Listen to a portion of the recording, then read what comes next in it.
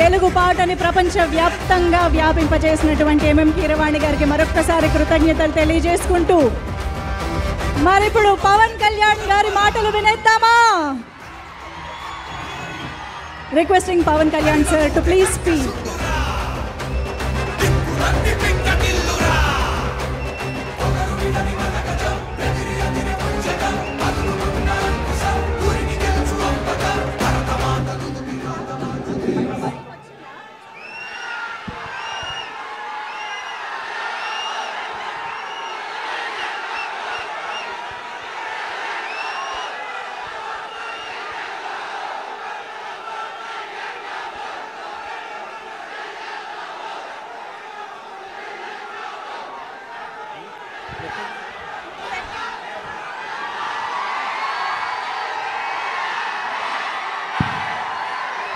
మాట వినాలి, మాట చెప్తే వినాలా?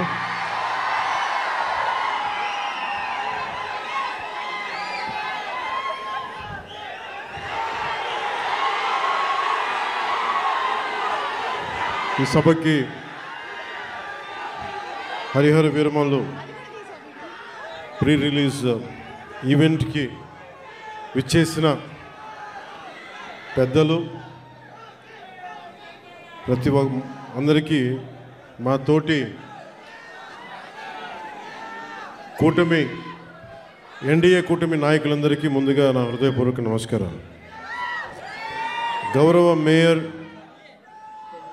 First citizen of Visakhapatnam Shri Peela Srinivasarao గారికి మనస్ఫూర్తిగా నా హృదయపూర్వక నమస్కారాలు.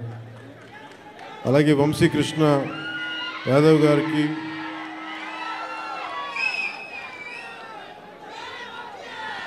గానా వెంకటరెడ్డి నాయుడు గారికి, పంచకర్ల రమేష్ గారికి, పల్లా శ్రీనివాస్ గారికి, శ్రీ గంటా శ్రీనివాస్ గారికి, సీనియర్ నాయకులు, నాకు ఇష్టమైన మేధావి, సూక్ష్మంగా అన్నీ అర్థం చేసుకోగలిగే సీనియర్ నాయకులు శ్రీ కొండతాల రామకృష్ణ గారికి,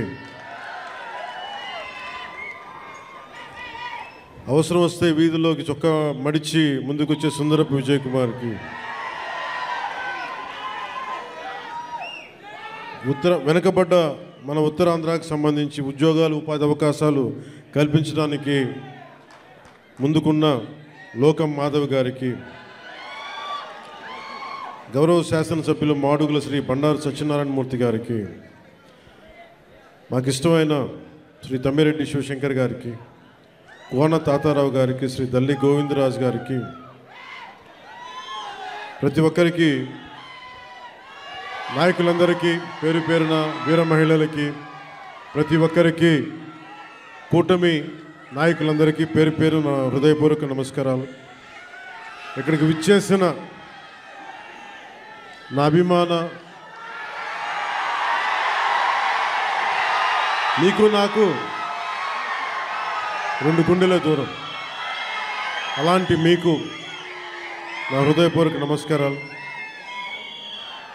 ఒక 1000 మంది వస్తే 10 మంది కూటమి చేరితే ఎలాంటి పరిస్థితులు ఉంటాయో అనే పరిస్థితుల్లో ఎంతో శ్రమ తీసుకొని పోలీస్ అధికారులందరూ కూడా సహకరించినందుకు వారికి నా హృదయపూర్వక నమస్కారాలు చెప్పబోయే ముందు, మనకి ఈ వేదికనిచ్చిన vice chancellor Andhra university professor GP Rajasekhar గారికి నా హృదయపూర్వక ధన్యవాదాలు. అలాగే commissioner of police Visakhapatnam Shri Shanka Bagchi గారికి, Shri Harendra Prasad collector district magistrate Visakhapatnam, Shrimati Ajitha Vejandla DCP 1 DCP గారికి, మీడియా మిత్రులకి, పోలీస్ డిపార్ట్మెంట్లో ఉన్న ప్రతి ఒక్క మా కానిస్టేబుల్ సోదరులకి, మా SILకి, మా CA ఆఫీసర్స్కి, DSPలకి, ప్రతి ఒక్కరికి నా హృదయపూర్వక నమస్కారం. నాకు వైజాగ్, విశాఖపట్నం నాకు చాలా గుండెల్లో ఉన్నది. అంటే చాలామంది అనుకుంటూ ఉంటారు, ఈ పవన్ కళ్యాణ్ అనేవాడు ఏ ఊరు వెళ్ళినా ఆ ఊరిలో ఉంటాడని చెప్తాడేంటి అనుకుంటూ ఉంటాడు.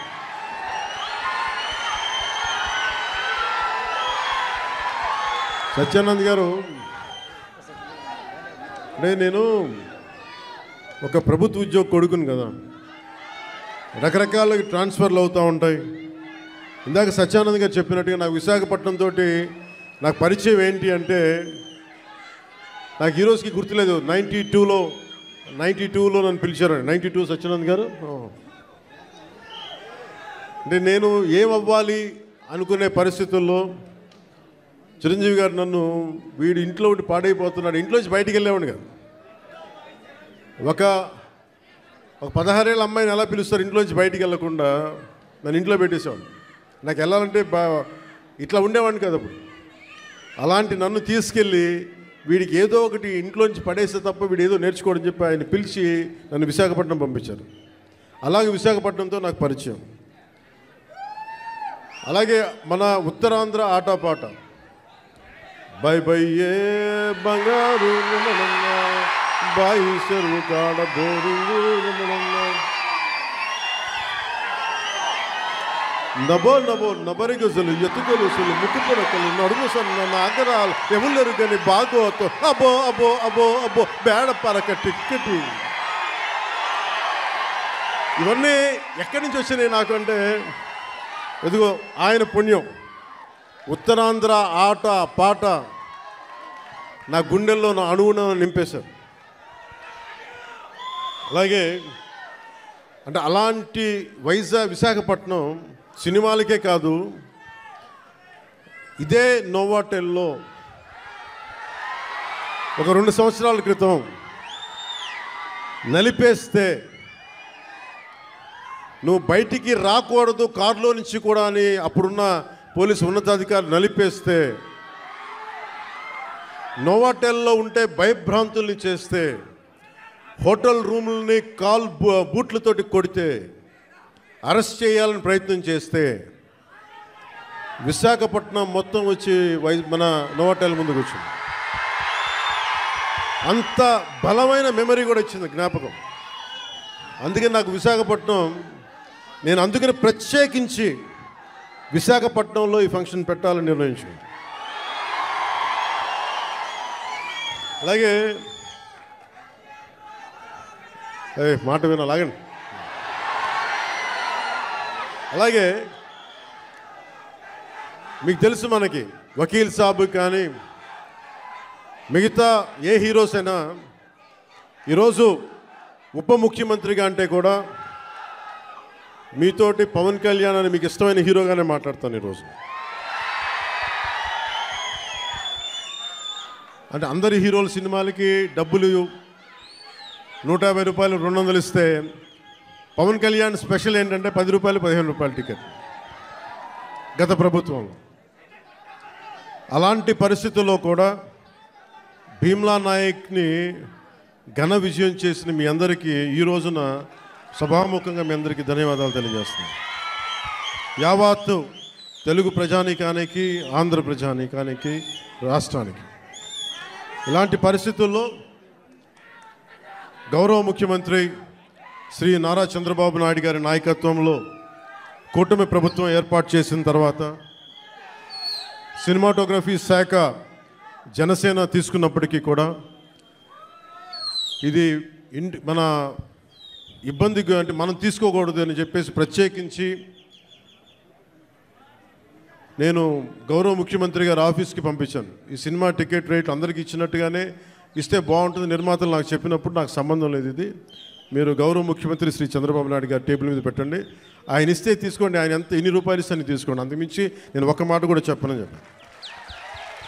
సో అలాంటి పరిస్థితుల్లో గౌరవ ముఖ్యమంత్రి గారు ఈ సినిమాకి కావాల్సిన నాకేం ప్రత్యేకంగా ఏం చేయలేదు, కానీ అందరి హీరోలకి ఎలా చేశారో చేసినందుకు ప్రత్యేకంగా వారి మనస్ఫూర్తిగా మనందరి తరపున, మన అభిమానులందరి తరపున వారికి ఒక్కసారి బలమైన కరతాళ ధ్వనులతోటి కృతజ్ఞతలు తెలియజేద్దాం. ఇందాకే వస్తూ ఉంటే మన యువ నాయకుడు, యువగళం ప్రతినిధి, 100 కిలోమీటర్లు ప్రయాణించిన నాయకుడు, తెలుగుదేశం యువ సారథి శ్రీ నారా లోకేష్ గారు ట్వీట్ చేసి పవన్ అన్న సినిమాలు బాగుండాలి, ఘన విజయం సాధించాలి అని మనస్ఫూర్తిగా ట్వీట్ చేసినందుకు వారికి నా ప్రత్యేక ధన్యవాదాలు, కృతజ్ఞతలు తెలియజేసుకుంటాను.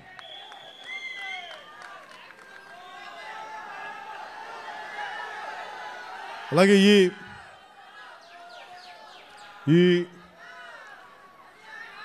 ఈ ప్రమోషన్ ముఖ్యంగా ఒక నెల రోజులుగా ఇంటర్వ్యూల మీద ఇంటర్వ్యూస్ ఇస్తా. అంటే తన ప్రతి దానికి సినిమాకి ఒక ఆకర్షణతోటి ముందుండి సినిమాని ప్రమోట్ చేసిన శ్రీ మిస్ నిధి అగర్వాల్ గారికి మనస్ఫూర్తిగా నా కృతజ్ఞతలు తెలియజేస్తాను. ఈరోజు నేను మీ ముందుకు వచ్చాను ఇలాగా. నిన్న అన్ని ఏకదాటిగా పొద్దున్నుంచి రాత్రి 12 దాకా ఇంటర్వ్యూస్ ఇచ్చాను అంటే, అలాగే ఈరోజు మీ ముందు నిలబడ్డాను అంటే ఆవిడ చేసిన పనికి నాకే సిగ్గొచ్చి మన సినిమాని మనం ప్రమోట్ చేసుకోకపోతే ఎట్లా. నేనేం నమ్ముతానంటే, ఇదివరకు సత్యానంద్ గారికి తెలుసు, ఎప్పుడు మన ఫోటో లేదు మీరు వేయచ్చు కదా అప్పుడున్న సినిమా పత్రికల్లో అంటే, మన సినిమా మన ముఖాలు ఎవరు వేస్తారని చెప్పి నేను అడిగితే, మీరు ఇంకా పెద్ద హీరో కాదు, ఇంకా మీరు హీరో కాదు కదా, మీరు హీరో కూడా పెద్ద హీరో కాదు, మీకు వేయమని చెప్పేవాళ్ళు. నాకు అది అలవాటు అయిపోయింది. పబ్లిసిటీ లేకుండా సినిమాలు అవటం, మీ గుండెల్లో మీరు పెట్టుకొని గెలిపించారని విజయం ఇచ్చారు తప్ప నాకు ఎప్పుడు మీడియాతోటి మాట్లాడాలని కానీ నేను కోరుకున్నప్పుడేమో జరగలేదు. తర్వాత నాకు అలవాటు అయిపోయింది మీడియా లేకుండా సినిమాలు విజయం సాధించడం. సో అలాంటిది నేను చాలా ఆల్మోస్ట్ ఒక 96లో అక్కడమ్మా ఇక్కడ బై షూటింగ్ సినిమా రిలీజ్ అయింది.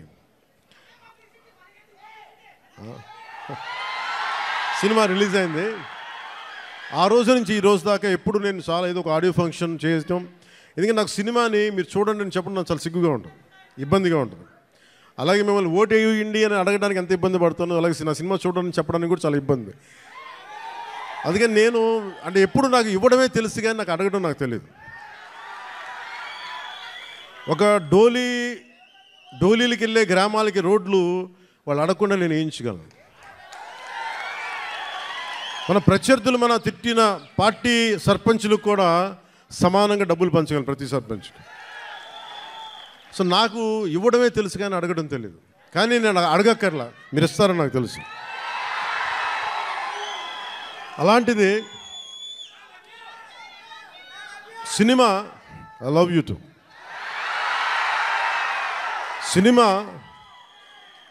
సినిమా ఎంత బలమైందంటే, అంటే నేను మీతోటి ఎందుకు పంచుకుంటున్నానంటే, ఇది సార్ మీరంతా కాళ్ళు నింపేసి కొంచెం ఎక్కువసేపు మాట్లాడతాను మా వాళ్ళతో. కొంచెం చైర్స్ వేయకూడదు, చైర్స్ వేయండి పాపం. ప్రతిసారి నేను మాట్లాడుతూ ఉంటే నలిగిపోతూ ఉంటే కొంచెం ప్రశాంతం కూర్చుంటాను. కొంచెం చైర్స్ ఉన్నాయా అన్నా? కొంచెం చైర్స్ వేయించండి. నించోవాలా? కాదు, నేను కాదు, వాళ్ళు. అంటే నాకు విశాఖపట్నం సత్యానంద్ గారు నన్ను ఇక్కడికి తీసుకొచ్చినప్పుడు నాకు యాక్టింగ్ అంటే తెలియదు, యాక్టింగ్ ఓనామాలు తెలియదు. మీరు అలసిపోయిన తర్వాత మాట్లాడతాను, మీరు అరౌండ్ ఎంతసేపు అరుస్తాను. ఈ అరుపులు, ఈ ఉత్సాహం రేపు సినిమాలకు ఉంచుకోండి, మొత్తం అలసిపోతాడు.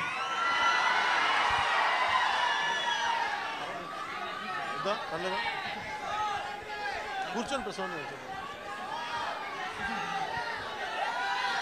నేను మీతోటి నా అనుభవాలు పంచుకుంటాను. అంటే నేను ఇప్పుడులా కనిపించే సత్యానంద్ గారు నాకు పరిచయం అయ్యే టైంకి నాకు బయటికి 10 మంది మధ్యలోకి రావాలంటే చాలా ఇబ్బంది ఉండేది. రూమ్లోంచి బయటికి రావాలంటే సిగ్గుపడిపోయేవాడిని, ధైర్యం ఉండేది కాదు.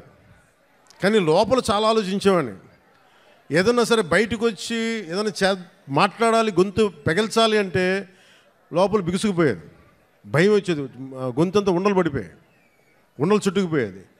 అలాంటి సమయంలో మా అన్నయ్య గారు అడిగారు, నువ్వు ఏమవ్వాలని ఉందరా అంటే, నేను చాలాసేపు ఆలోచించాను. జస్ట్ బతకాలి ఉందని చెప్పాలనుకున్నా. ఆ మాట అంటే కొడతాడని చెప్పి చెప్పలే, ఏదో తెలివితే అట్లా చూపించుకున్నా. కానీ నాకు లోపల ఏముండిందంటే, నాకు ఏ కోరికలు లేవు. నాకు చిన్నప్పటి నుంచి నాకు పెద్ద ఏం కోరికలు లేవు. ఏదో మామూలుగా బతకడం తప్ప ఒక హీరో అవ్వాలనో లేదంటే సాధించాలనో లేదు. కానీ చిన్నప్పటి నుంచి ఉన్న ఒకే ఒక్క మూల లక్షణం ఏంటంటే, అన్యాయం జరిగితే ఎదురుదాడి చేయాలని ఉంటుంది. నాకే జరగక్కర్లే, అలాగే సహాయం చేయాలనిపిస్తుంది. ఈ 2 లక్షణాలు తప్ప సినిమాలు చేద్దామని కానీ డబ్బులు సంపాదించాలని కానీ నాకు ఆలోచన లేదు. అలాంటి నాకు చదివేవాడిని. అలాంటి నాకు వీని ఇలా వదిలేస్తే ఎటు కాకుండా పోతాడని మా అన్నయ్య గారికి భయం వేస్తుందేమో. ఒక రోజున సత్యానంద్ గారిని పిలిపించి, ఆయన మంచుపల్లికి సినిమాలో ఆయన ఒక అసిస్టెంట్ డైరెక్టర్గా పనిచేస్తారంట. ఆయన పిలిపించి, ఈయన ఢిల్లీ నేషనల్ స్కూల్ ఆఫ్ డ్రామాలో ఆయన అక్కడ చాలా పాల్గొని నేర్చుకుని ఆయన అలాంటి వ్యక్తిని తీసుకొచ్చి నాకు అప్పచెప్పి, నన్ను ఆయనకి అప్పచెప్పి చేయమన్నారు. ఆయనకి నేను ఎంత ఇబ్బంది పెట్టేవాడినంటే, మీరు ఒకసారి రండి సత్యానంద్ గారు, మీ కష్టాలు చెప్తాను. ఇప్పుడు దాకా తెలియదు కదా ఎవరికి నేను ఆయన ఎలా ఇబ్బంది పెట్టేవాడిని. ఆయన వచ్చి కూర్చొని చాలా డైలాగులు చెప్పేవాళ్ళు. బాబు మీరు ఇలా చదవండి, ఇలా రాయండి అని చాలా పేపర్లు ఇచ్చేవాళ్ళు. నేను రూమ్లో తీసుకెళ్ళామండి. మనం ఒక పని చేద్దాం సార్, అలా బయటికి వెళ్దారండి అని చెప్పి, మా అన్నయ్య తిడతాడని చెప్పి బయటికి తీసుకెళ్ళి, సార్ రేపు చేద్దామండి, ఈరోజు కొంచెం అలవాటు చేసుకుందాం. మళ్ళీ ఈయన కూర్చోబెట్టి చాలా పెద్దగా మాట్లాడేస్తే నాకు సిగ్గు అనిపించేది, కొంచెం చెమటలు పట్టేసాయి. అలాంటి నెమ్మదికి ఈయన మభ్యపెడితే మెడ్రాస్లో, చెన్నైలో పని జరగట్లా. ఒక నెల రోజులు చూశారు. ఈయనకి అర్థమైపోయింది, ఈయన ఇక్కడే ఉంచితే వీడు ఏ పని వీడు చెయ్యకపోగా నన్ను కూడా చెడగొట్టేస్తాను భయం వేసింది అనుకుంటా. ఆయన ఏమనేవాళ్ళు చూస్తూ ఉండేవాళ్ళు. సో నన్ను ఫైనల్గా ఏం చేశారంటే, మా అన్నయ్య చిరంజీవి గారికి ఏం చెప్పారంటే, తమ్ముడిని నేను విశాఖపట్నం తీసుకెళ్తానండి, అక్కడ కొంచెం నాకు టీం అంతా ఉంటుందండి అని తీసుకెళ్ళి నన్ను ఇక్కడ పడేశారు. మధ్యలో పడేస్తే నేను ఈయనంటారు కూర్చోబెట్టి నడిచే డ్యాన్సులు చేసే ఇవంటే నాకు సిగ్గుతో చచ్చిపోయేవాడిని. ఎలారా వీళ్ళందరూ యాక్టర్స్ అవుతారు, ఎలారా వీళ్ళందరూ చేస్తారు అనుకునేవాడిని.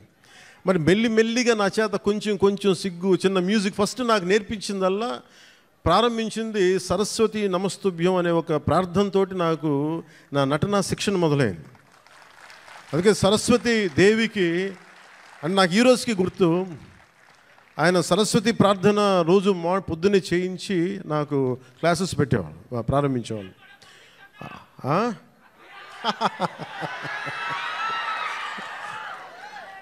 అలాగే ఆయన అలా స్టార్ట్ చేసి నాకు ముందు ఆటపాట చెప్పారు, మన ఉత్తరాంధ్ర ఆటపాట. అవి నాకు చాలా ఇంట్రెస్ట్ వచ్చింది. మెల్లిగా ఆయన్ని చిన్న ఏమంటుందో పాముని ఏమంటుందని ఒక వైల్డ్ యానిమల్ని ట్రైన్ చేస్తారు చూసారా, అలా కొద్దిగా టేమ్ చేసి ట్రైన్ చేసి ఒక 2 అక్కడ దాకా తీసుకొచ్చాను నన్ను. అంటే నోట్లో నుంచి ఒక వాక్యం, అమ్మా ఇట్రా నాన్న నేను బయటికి వెళ్తున్నాను చెప్పడానికి కూడా నేను తటపాయించే నా వ్యక్తిత్వానికి ఒక 1.5 hour ఒక స్ట్రీట్ ప్లే చేయించిన గంత బై ద ఎండ్ ఆఫ్ 2 నెలలు. సో నన్ను అంత ట్రైన్ చేసి నేను నేర్చుకున్నది ఏంటంటే, నటన నేర్చుకోలేదు ఈయన దగ్గర, ధైర్యాన్ని నేర్చుకున్నాను ఈయన దగ్గర. అంటే నీకు ఏదైనా ఒక అభిప్రాయం ఉన్నప్పుడు నిర్భయంగా చెప్పడం చేసుకో, ఏమవుతావు మహా అయితే ఫెయిల్ అవుతావు, ఏమవుతుందని. నాకు ఎందుకు ఆయన పాదాలకి ఈరోజు ఎప్పుడు నాకు అనిపించిన ఎందుకు ఇష్టం అని నమస్కారం పెడతానంటే, నాకు ధైర్యాన్ని నాకు పరిచయం చేసిన వ్యక్తి ఆయన. అంటే నీకు అభిప్రాయాలు 100 ఉండొచ్చు, లోపల భావాలు 1,00,000 ఉండొచ్చు, కానీ వాటి మీద నువ్వు ముందుకొచ్చి దాన్ని యాక్ట్ చేయకపోతే ఏం అవ్వదు అనేది నాకు ఆయన నోటితో చెప్పాలా, ఆ ట్రైనింగ్ ద్వారా చెప్పారు. నేను అప్పుడు అనుకో నాకు యాక్టింగ్ అని నేను నేర్చుకోలేదు, నాకు జీవిత పాఠాలు నేర్పారు నా గురువు ఆయన. సో చిరంజీవి గారికి నేను ఏం చెప్పానంటే, 1 సంవత్సరం తర్వాత, అన్నయ్య మీరు ఇప్పుడు సినిమా తీయకపోయినా పర్లేదు కానీ నాకు జీవితంలో బతికే శక్తిని ఇచ్చేవి ట్రైనింగ్ వల్ల, నేను ఏ కూలి పని చేసుకునే బతికేస్తాను తప్ప నాకు యాక్టరే అవ్వాలని లేదు, నాకు చాలా సంతోషం. ఆ తర్వాత ఇక్కడమ్మా నన్ను తీసుకొచ్చారు. అలాగే వైజాగ్లో తీసుకొచ్చారు, వైజాగ్ స్టీల్ ప్లాంట్లో ఇక్కడను చచ్చిపోయేవాడిని సిగ్గుతో. అప్పుడు మళ్ళీ ఒక 6 months మనకి 1 year గ్యాప్ రాగానే మళ్ళీ యాజ్ యూజువల్ మన యూజువల్ సిగ్గు మళ్ళీ ముడుచుకుపోయాను మళ్ళీ.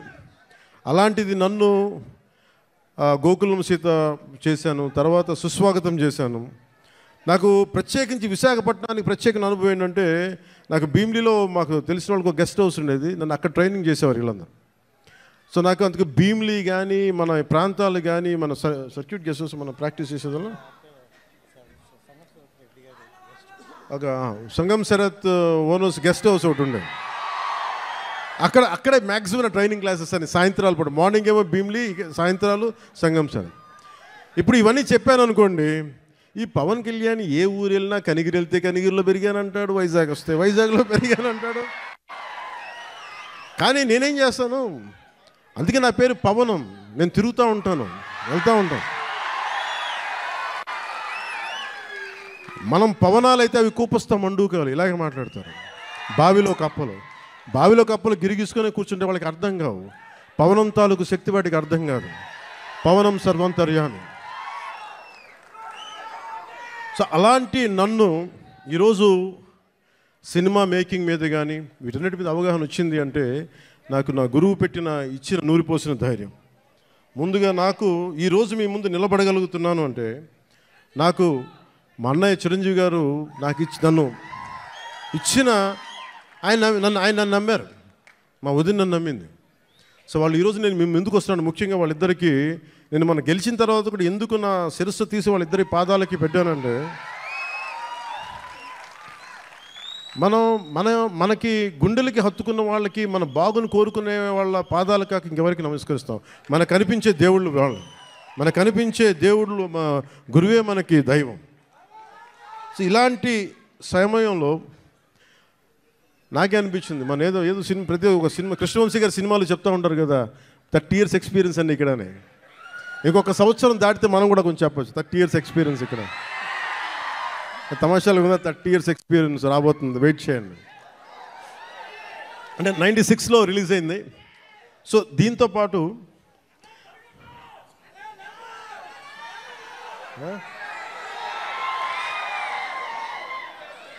అలాంటి నాకు యాక్టింగే కష్టం అనుకుంటే మళ్ళీ నా అవసరాలు అంటే నేను బాగా చదివేవాడిని. అంటే అందరిలాగా కాలేజీకి వెళ్ళలేదు, కానీ చాలా విపరీతమైన పుస్తక పఠనం ఉండేది. దాని ద్వారా నాకు ఏమనిపించిందంటే మేధోశక్తి చాలా అవసరం. కానీ నాకు ఫిల్మ్ మేకింగ్ మీద, సినిమా క్రాఫ్ట్మెన్షిప్ మీద ఇవన్నీ నాకు ఇంట్రెస్ట్ వచ్చి స్క్రీన్ ప్లే రైటింగ్ కావచ్చు, స్టోరీ రైటింగ్ కావచ్చు, లేదంటే డైరెక్షన్ కావచ్చు, టెక్నికల్ ఆస్పెక్ట్స్ కావచ్చు, ముందు ఇవి అలవాటైనాయి, తర్వాత యాక్టింగ్. అందుకని మీరు చూస్తే నా యాక్టింగ్ కూడా చాలా మంచి నటుల్లాగా క్యారెక్టర్ మారిపోను. మ్యాక్సిమం నేనేం కోరుకుంటానంటే నేను రియల్ లైఫ్లో ఏం చేయగలనో దానికి దగ్గరగా ఎత్తుక్కుంటాను. అన్నీ చేయలేకపోవచ్చు కానీ కొంతవరకు మ్యాక్సిమం నేను నిజ జీవితంలో ఏం చేయగలిగానో అవి చేస్తాను. అలాగా ఈ సినిమాకి సంబంధించి బిగ్గెస్ట్ నాకు బ్లాక్ బస్టర్ ఇచ్చిన ఏఎం రత్నం గారు ఖుష్ అనే కోరికతోటి డైరెక్టర్ క్రిష్ గారు ఒక 2019 ఇప్పుడు 18 ఆ సమయంలో నాకు ఒక కథ చెప్పి, అది నేను 2019లో ఓడిపోయిన తర్వాత ఈ సినిమా ఒక్క నిమిషం ఇబ్బంది కొంచెం చాలు ప్లీజ్ సార్, అది వినాలి, మనవాడు చెప్తున్నాడు, అది వినాలండి. అంటే ఇలాంటి సమయంలో నాకు ఒక కథ చెప్పి, ఒక పీరియడ్ ఫిలిం అని చెప్పి చాలా ఇబ్బందులు పడ్డాం. అది 2 కరోనా సీజన్స్ వచ్చినాయి, 2 కరోనా వేవ్స్ వచ్చినాయి, నలిగిపోయాం. తర్వాత మీకు తెలుసు విశాఖపట్నం గొడవలు, తర్వాత గౌరవ ముఖ్యమంత్రి గారిని మనకి రాజమండ్రి ఎపిసోడ్ మీకు తెలుసు. వీటన్నిటి వల్ల సినిమా 3వసారి మన రాజకీయ పరిస్థితుల్లో లేట్ అయింది. అందుకని ఈ సినిమాకి ప్రత్యేకించి వచ్చినప్పుడు నేను ఉప ముఖ్యమంత్రిగా బాధ్యతలు తీసుకున్న తర్వాత కూడా సడన్గా మన పార్టీ ఆఫీస్ కోతవేటు దూరంలో ఉన్న అక్కడ ఉన్న స్థానికంగా మనం మిడ్-వ్యాలీ స్టూడియోస్లో మిడ్-వ్యాలీ స్థలాన్ని స్టూడియోగా మార్చుకొని నేను ఈ సినిమాని, ఓజీని రెండింటిని కంప్లీట్ చేశాను. అంటే ఎక్కడా కూడా మనం తీసుకున్న శాఖలకి ఇబ్బంది లేకుండా, అది పంచాయతీరాజ్ శాఖ కావచ్చు, ఫారెస్ట్ డిపార్ట్మెంట్ కావచ్చు, ఎన్వైర్న్మెంట్ కావచ్చు, వీటన్నిటికీ ఇబ్బంది కలగకుండా ఈ సినిమాని ఫినిష్ చేశాం. మధ్యలో ఈ మూల కథని కానీ ఒక బలమైన శాతం, అంటే దాదాపు ఒక 30%, 40%, దాదాపు 30% సినిమాని కృషి డైరెక్ట్ చేసినట్టున్నారు. ఆయన మొదలుపెట్టిన ఈ కథని చాలా మధ్యలో ఆయన కొన్ని వ్యక్తిగత కారణాలు కావచ్చు, మిగతా ఇతరత్ర కారణాల వల్ల ఆయన ప్రాజెక్ట్ నుంచి పక్కకి వెళ్ళిపోయినప్పటికీ కూడా ఆయన ఎప్పుడు ఈ ప్రాజెక్ట్ ముందుకెళ్ళాలని కోరుకున్న ఒక మంచి దర్శకులు ఆయన. కృషి గారికి మీ అందరూ మనస్ఫూర్తిగా ఈ రోజున మనం ఇక్కడ ఉన్నామంటే దీని మూల కారకుడు ఆయనకి మనస్ఫూర్తిగా మనం ధన్యవాదాలు తెలియజేయాలి. ఈ సినిమాని ఎవరితో ముందుకెళ్ళాలనుకున్నప్పుడు రత్నం గారు మన జ్యోతి గారిని తీసుకొచ్చారు. జ్యోతి కృష్ణ గారు వారి అబ్బాయి రత్నం గారు అబ్బాయి లండన్ ఫిల్మ్ మేకింగ్స్ నేర్చుకొని వచ్చిన వ్యక్తి, డైరెక్టర్ కూడా ఆయన ఈ సినిమాని ఇంత తక్కువ కాలంలో ఎఫెక్టివ్గా చేయగలిగారంటే ఇది ఆయన సత్తా. తర్వాత కృష్ణ గారు రాసిన ఒరిజినల్ స్క్రీన్ ప్లేకి ఆయన మార్పులు చేర్పులు అన్నీ పట్టుకొచ్చి చాలా పగడ్బందీకి ఈ రోజున 2 గంటల 34 నిమిషాలు అనుకుంటాను, అపార్ట్ ఫ్రమ్ మిగతా అన్ని టైటిల్స్ పక్కన పెడితే చేయగలిగారంటే దానికి జ్యోతి కృష్ణ గారు తీసుకున్న విపరీతమైన శ్రమ. ఆయన మనస్ఫూర్తిగా నా ధన్యవాదాలు తెలుపుకున్నాను. ఎందుకంటే నేను ఎందుకు మేము సినిమాల్లో ఏం చేసాము అని చెప్పడానికంటే కూడా రేపు పొద్దున మీరు చూసి ఇంకొక ప్రీమియర్ షోస్ కూడా పడిపోతాయి కాబట్టి మీరు చూసి మీరు నాకు తెలియజేయండి. ఎందుకంటే నాకు ఎప్పుడు కూడా మన సినిమా బ్లాక్ బస్టర్ అయిపోద్ది, మన సినిమాలు రికార్డులు బద్దలు కొట్టేస్తాయి, మన సినిమా ఆ సీన్ అద్భుతంగా ఉంటుంది నాకు చెప్పడానికి ఏంటంటే కొంచెం ఇబ్బంది ఉంటుంది. ఎందుకంటే నేను ఏ సినిమాలు కూడా ఎంత రికార్డు చేస్తా నేను ఎప్పుడూ తెలియదు. నేను సరస్వతి దేవిని ప్రార్థిస్తాను, కృష్ణుడిని నమ్ముతాను. కర్మ చేయి, ఫలితం భగవంతుడికి వదిలేయాలి. అలాగే ఈరోజు మేము ఇంత చేసాం, మనం ఇంత చేసాం, వదిలేస్తున్నాం. ఆ ఫలితం భగవంతుడు సత్ఫలితం ఇవ్వాలని మనస్ఫూర్తిగా నేను కోరుకుంటూ అంటే సినిమా మేకింగ్ నాకేంటి సినిమా చాలా ప్యాషనేట్ నాకు. అలాగే నాకు ఈరోజు నేను ఒక టెరానికల్ అంటే ఒక నియంత్రణ పోకడలతో ఉన్న ఒక ప్రభుత్వాన్ని ఎదుర్కోగలిగామంటే ఆ శక్తి సంపద మీరిచ్చింది, నాకు సినిమానిచ్చింది. సో ముందుగా మీ అందరికీ నా ధన్యవాదాలు తెలుపుకుంటూ, అలాగే ఎగ్జిక్యూటివ్ ప్రొడ్యూసర్ దయాకర్ రావు గారికి, జ్యోతి కృష్ణ గారికి, మన డానిష్ గారికి, Jammu and hails from Jammu and Kashmir and right you're from Jammu and Kashmir right from Kashmir ఆయన అంటే భారతదేశం అంటే నేను చెప్పాను అంటే ఎంత ఇంట్రెస్టింగ్ ఉంటుందంటే film making. Nidhi Agarwal is from northern part of the India, he is from Kashmir. మేమేమో ఇక్కడి నుంచి వస్తాం. అలా ఒక్కొక్క యాక్టర్ని తీసుకుని కొంతమంది విదేశాల నుంచి వచ్చారు. అంటే ఫిల్మ్ మేకింగ్ సినిమా అనేది దీనికి కులం లేదు, మతం ఉండదు, రేస్, రిలీజియన్, లింగ్విస్టిక్ బ్యారియర్స్ ఏముండవు. మేమందరం కూర్చొని దేనికి పనిచేస్తామంటే మీకు ఆనందం కలిగించాలి. ఒక బలమైన కథ చెప్పేటప్పుడు మీరు థియేటర్లో కూర్చొని ఇలా కొట్టి బాగుంది ఆహా అనిపించాలి, దానికోసం ఒక ప్రయత్నం చేస్తాం అందరం. నేనంటే కదా ఏ హీరో అయినా సరే, ఏ ఫిల్మ్ మేకర్ అయినా సరే, ఇలాంటి మేమందరం కష్టపడుతున్నప్పుడు నాకు చాలాసార్లు అనిపించేది ఈ సినిమా సరిగ్గా రూపుదిద్దుకుంటుందా ఎట్లా ఉందో ఇప్పుడు ఒక భయం ఉండేది నాకు. కానీ ఎప్పటికప్పుడు ఒక చిన్న ట్రైలరు రిలీజ్ చేసి కృషి గారు దాని మ్యూజిక్ నాకు ఎప్పుడు ఒక జీవాన్ని పోసేది. ఈ రోజున సినిమాని ఇంత బలంగా మనం ఒక బలమైన పాజిటివ్ నోట్ ఉంది అంటే ఈ సినిమాకి నాలాంటి హీరో కంటే వీళ్ళందరికంటే కూడా దీన్ని నమ్మిన వ్యక్తి academy Oscar winner Shri Keeravani గారు, ఎంఎం కీరవాణి. అంటే ఆయన కనుక సినిమాకి డైరెక్షన్ లేకపోతే ఈ సినిమా ఇంత అద్భుతంగా వస్తా నాకైతే సందేహం. ఆయన లేకపోతే, కీరవాణి గారు లేకపోతే హరిహర వీరమల్లు అనే సినిమా లేదు. మేము ఎంత గొప్ప కథ చేసినప్పటికీ, మేము ఎంత బాగా నేను యాక్ట్ చేసినప్పటికీ దాన్ని ఆ ఎమోషన్స్ని సరిసమానంగా దాన్ని ముందుకు తీసుకెళ్ళగలిగే నేపథ్య సంగీతం కానీ సాంగ్స్ కానీ లేకపోతే దానికి ఆ శక్తి సరిపోదు. అలాంటిది ఆయన ఇలాంటి మన అలాంటి ఒక ఆస్కర్ అవార్డు గ్రహీత మన విశాఖపట్నంకి వచ్చి లేదంటే మన హైదరాబాద్కి వచ్చి అక్కడ శిల్పకళ వేదిక కావచ్చు, ఇక్కడ మన ఈ వేదిక కావచ్చు, ఇక్కడికి వచ్చి చేస్తున్నారంటే ఒక అకాడమీ అవార్డు విన్నర్ మన దగ్గరికి వచ్చి మన ఆడిటోరియంస్లో కూర్చున్నట్టు అది మనందరం చేసుకున్న అదృష్టం, మన భారతదేశం చేసుకున్న అదృష్టం. అంటే మాకు తెలుగు పాట అది నాటు కదా, నాటు అని చెప్పి ఒక పాట కొడితే దానికి ఆస్కార్ వస్తుందా అని మనం ఎవరైనా సరే జ్యోతిష్యం చెప్తే నమ్ముతాం. కానీ దాని శక్తి రాజమౌళి గారు లాంటి దర్శకులు కావచ్చు, దాన్ని తీసుకెళ్ళిన రామ్ చరణ్ గారు, జూనియర్ ఎన్టీఆర్ గారు కావచ్చు, అంటే ఇంతమంది కలయికతోటి వాళ్ళందరూ బలంగా వేయగలిగారంటే మనం సంగీత దర్శకుడు అనేవాడు బలమైన అసలు రక్తి కట్టించగలిగే సంగీతాన్ని ఇవ్వలేకపోతే దానికి చంద్రబోస్ గారు లాంటి ఒక లిరికల్ రైటర్ దానికి సరైన లిరిక్స్ అందించకపోతే అది ముందుకెళ్ళదు. అలాంటిది మనకి ఇద్దరు ఆస్కర్ విన్నర్స్ ఉన్నారు. వాళ్ళని Chandrabose, the other one is Shri MM Keeravani గారు. మనందరం కూడా చాలా చాలా ఒక తెలుగువాడిగా కాదు, ఒక భారతీయుడిగా మనందరం చాలా గర్వపడాల్సిన విషయం. సో అలాంటి దర్శకులు, సంగీత దర్శకులు మన హరిహర వీరమల్లుకి నిన్న రాత్రి చూశాను మొత్తం, కొంచెం అన్ని నేను రీల్స్ టెస్ట్ చేస్తాను ఫస్ట్ టైం చాలా సంవత్సరాల తర్వాత. ఖుషి తర్వాత మళ్ళీ నేను ప్రతి రీల్ చూడడం, ఎందుకంటే నేను సడన్గా డబ్బింగ్ తర్వాత సినిమాలు చూడండి, నాకు భయం సినిమాలు చూడాలంటే. ఇందులో డైలాగులు ఉండవు, యాక్షనే ఉంటుంది.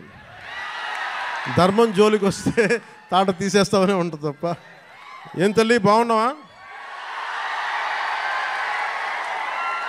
గుర్తుంది మన ఆఫీస్లో కలిసాము. అవును గుర్తుంది.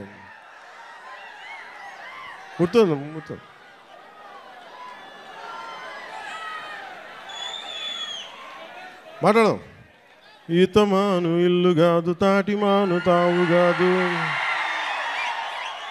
తగిలినోడు మొగుడు కాదు, తగరము బంగారు కాదు.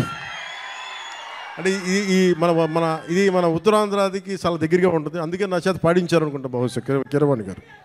ఇలాంటి మన కీరవాణి గారు నేను చాలా సంవత్సరాల తర్వాత, ఖుషి తర్వాత, బాబు నువ్వు ఒక్కడే ఎక్కువ డిస్టర్బ్ చేస్తున్నావు, వాగమ్మ ఒక్క నిమిషం చాలు, చాలు ఓకే అవుతుంది, చాలు.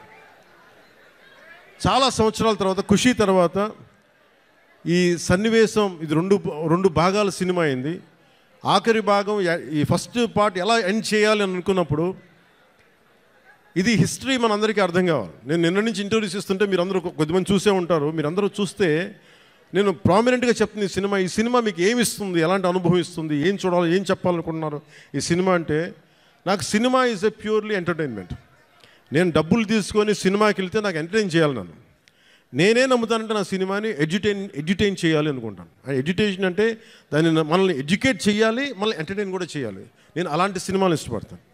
సో నా సినిమాలు ఎంతో కొంత నాకున్న ఆలోచన ప్రాసెస్ని బెటర్ చేయాలి.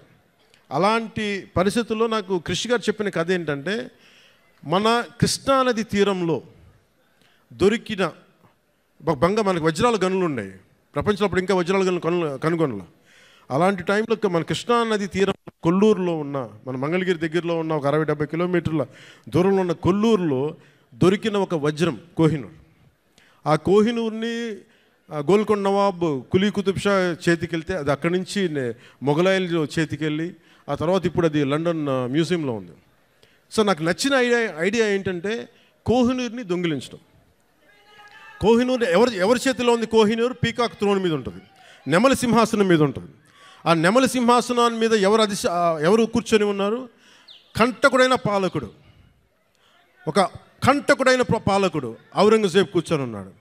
అలాంటి ప్రజాకంటకుడు, దుర్మార్గుడు అయిన ఔరంగజేబ్ కూర్చున్న నెమలి సింహాసనం పైన ఉన్న ఆ కోహినూర్ వజ్రాన్ని దొంగిలించాలి, అది తిరిగి వెనక్కి తీసుకురావాలి అని కులీ కుతుబ్ షా ఆదేశించినప్పుడు ఈ సినిమా పరిస్థితుల్లో హరిహర వీరమల్లుకి ఒక కల్పిత పాత్రకి ఇక్కడి నుంచి మొదలు పెడతాడు.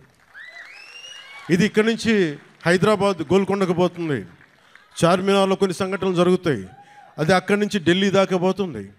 ఢిల్లీ ఈ మొదటి భాగం ఎక్కడ ఆగుతుందంటే, ఢిల్లీ కోటకి, ఎర్రకోటకి వెళ్ళబోయే ముందు ఎట్లాగైతేనూ చివరి దాకా వెళ్ళాడు, ఎక్కడ అతను ఔరంగజేబ్ కలుసుకున్నారా లేదా అనేది, ఎలా ఎదుర్కొన్నారు, తర్వాత ఏం జరిగింది అనేది సెకండ్ పార్ట్.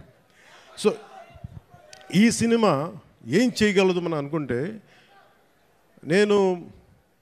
నేను ఎప్పుడు కూడా చాలామంది సనాతన ధర్మం అంటే ఇది నాట్ అగేన్స్ట్ ఎనీ రిలీజన్. సనాతన Dharma is not against Christianity. సనాతన Dharma is not against Islam. Sanatana Dharma is something which unites us all. అందరిని కలుపుకు తీసుకెళ్ళేది. కానీ అలాంటి సనాతన ధర్మం అంటే మీరు చెప్పండి, అలాంటి సనాతన ధర్మాన్ని అంటే ఇమాజిన్ ఔరంగజేబ్ లాంటి పాలకుడు పరిపాలించే సమయంలో మనం ఊహించుకోగలమా? ఒక రోజున ఇదే భారత వనిలో, ఇదే భారత నాడులో నువ్వు హిందువుగా ఉండాలంటే జిజియా ట్యాక్స్ పే చేయాలి అని. అలాంటి సందర్భాలు ఉన్నాయి మనకి. నేనేమంటే I'm not against any kings, I'm not against Aurangzeb, I'm not against any Mughal ruler. నేనేమంటానంటే తప్పులు జరిగినప్పుడు అన్నీ సమానంగా తెలియజేయాలి. మనకు చాళుక్యుల గురించి తెలుసా, మనకి పాండ్య రాజుల గురించి తెలుసా, విజయనగర రాయలు మన రాజ్యం గురించి తెలుసా, మనకి మన హిస్టరీ బుక్స్లో more about Mughals and less about other Kings. So ఈ సినిమా ఏమి ఎక్స్పోజ్ చేస్తుంది అంటే, ఈ సినిమా ఈ ప్రాసెస్లో కోహినూర్ని తెచ్చే ప్రాసెస్లో హీరోకి జరిగే కొన్ని సంఘటనలు ఏం జరుగుతాయి అంటే, జిజియా ట్యాక్స్ పే చేయడం. నువ్వు హిందూగా వెళ్ళాలి అంటే నువ్వు పన్ను కట్టాలి. సో పన్ను ఆ కట్టే సమయంలో that is the action episode ఉంటుంది. అంటే ఒక రిలక్టెంట్ వారియర్, యుద్ధంలో పాల్గొనాలని లేదు వాడికి, ఎదుర్కోవాలని లేదు, తన బతుకు తన బతకాలనుకునేవాడు. అలాంటి వ్యక్తికి ఎలాంటి పరిస్థితులు వచ్చినాయి, ఎలా తిరగబడ్డాడు, ఆ కోహినూర్ వజ్రం వెళ్ళే ప్రాసెస్లో ఏమేమి జరిగినాయి, అది బేసిక్గా ఈ ఫస్ట్ పార్ట్ కథాంశం. సో మేము కోరుకున్నది ఏంటంటే, ప్రత్యేకించి నేను ఎందుకు డిజైన్ చేసిన యాక్షన్ సీక్వెన్స్ అంటే, నాకు పోరాటాలు చేసేటప్పుడు ఒక్కడిని కొడితే 10 మంది చెల్లా చెదురు పడిపోవడం నాకు నా రేషనల్ మైండ్కి, నా లాజికల్ మైండ్కి ఇబ్బందిగా ఉంటుంది. ఇంకా నేను మార్షల్ ఆర్ట్స్ చదివాను, దాని ఫిలాసఫీ చదివాను, నేర్చుకున్నాను, ప్రాక్టీస్ చేస్తాను. ఈ మధ్యన పాలిటిక్స్కి వచ్చి వదిలేశాను, కానీ లేదంటే నేను రెగ్యులర్లీ నేను ఎస్క్రీమర్ అంటే మార్షల్ ఆర్ట్స్ని ప్రాక్టీస్ చేస్తూ ఉంటాను. ఎందుకంటే నేను strong body with strong mind is essential for every human. ఇది నేను నమ్ముతాను. అంటే ఒక బలమైన శరీరం ఉండాలి, ఒక బలమైన మనసుతో పాటు బలమైన శరీరం కూడా ఉండాలి. ఇది నేను నమ్మేవాడిని మనస్ఫూర్తిగా. అందుకే నేను మార్షల్ ఆర్ట్స్ని చాలా బలంగా నమ్ముతాను. సో అందుకని నాకున్న సెన్స్ నాకేమనిపిస్తుంది, ఇలా చేద్దాం అంటే ఫైనల్గా ఆ ఎంటైర్ ఎపిసోడు ఎలా చేస్తే బాగుంటుంది. నా కళ్ళ ముందు నేను హిందూగా జిజియా ట్యాక్స్ పే చేయాలి అంటే ఏమేం జరుగుతాయి సంఘటనలు అని చెప్పి నేను ఆ సమయానికి ఆ టైమ్స్కి వెళ్ళి ఏమేమి జరిగితే ఎలా జరుగుద్ది ఈ ఊహించుకునే ప్రాసెస్. అందుకే నా లాస్ట్ 18-20 minutes నేను కన్సీవ్ చేయాల్సి వచ్చింది. అది అవసరార్థం, అది నాకు ప్రూవ్ చేసుకోవాలని కాదు, కానీ ఇలా చేస్తే బాగుంటుంది, అలా చేస్తే బాగుంటుంది అని చెప్పి మొత్తం ఆ సీన్ కన్సీవ్ చేసి తిరిగి ఎగ్జిక్యూట్ చేసే టైంలో నేను నేర్చుకున్నాను కాబట్టి మార్షల్ ఆర్ట్స్ వీటిని, అంటే నేను చెప్పేది ఇది ఎక్స్ట్రాడినరీ మార్షల్ ఆర్ట్స్ అని కాదు, కానీ చాలా రియలిస్టిక్గా ఎంత చేయగలమో అంత ప్రయత్నం చేశాం. దానికి కీరవాణి గారు అందించిన మ్యూజిక్ నాకు నిజంగా నిన్న రోమాలు నిక్కుపొడిచి అంత అద్భుతంగా అందించారు. సో ఈ సినిమా మీకు ఇంకో 9:30కి మీకు ప్రీమియర్ షోస్ పడబోతున్నాయి యూఎస్లోను, ఇక్కడ మీకు. అందుకే మీ సమయాన్ని ఎక్కువ వేస్ట్ చేయను. 7:15 అయిపోతుంది కాబట్టి బాగుంటుందని మీ అందరికీ తెలియజేసుకుంటూ, నాకు ఈ అవకాశాన్ని ఇచ్చిన మీ అందరికీ, ప్రతి ఒక్కరికి పేరున ధన్యవాదాలు తెలుపుకుంటూ, నాకు కోరిక ఉంది ఈ సినిమా అన్న ఎంతసేపు ఒక మంచి హిట్ ఇవ్వనా అంటే నేను భగవంతుని కోరుకున్నా ఒక గబ్బర్ సింగ్ లాంటి హిట్ మా అభిమానుల కోసం ఇవ్వమని. అలాగే ఈ రోజున నాకు నటనలో ఓనామాలు దిద్దుకున్న నా విశాఖపట్నం నేల నుంచి నేను భగవంతుని సరస్వతి దేవిని కోరుకుంటా ఉన్నాను. మీ అందరూ ఆనందించే ఘన విజయాన్ని ఇమ్మని నేను